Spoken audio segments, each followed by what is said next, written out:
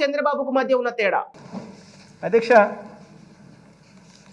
మనసు లేని నాయకుడు అధ్యక్ష, మోసం చేసే నాయకుడు అధ్యక్ష, కేవలం వాగ్దానాలు మాత్రమే చేస్తాడు అధ్యక్ష.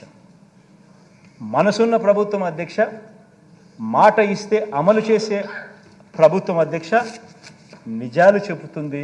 ఇది ఆయనకు మనకు ఉన్న తేడా అధ్యక్ష. బాబుకు అధ్యక్ష వాగ్దానాలు అమలు చేసే ఉద్దేశం లేదు, అమలు చేసిన చరిత్ర అంతకన్నా లేదు అధ్యక్ష. చంద్రబాబు మేనిఫెస్టో అధ్యక్ష, ఏ ఒక్కరైనా నమ్మటము అని అంటే బంగారు కడియం ఇస్తా అన్న పులిని నమ్మటమే అధ్యక్ష. చంద్రబాబు నాయుడు గారి నమ్మడం కానీ ఆయన మేనిఫెస్టోని కానీ నమ్మటమైన కూడా అధ్యక్ష. అధ్యక్ష,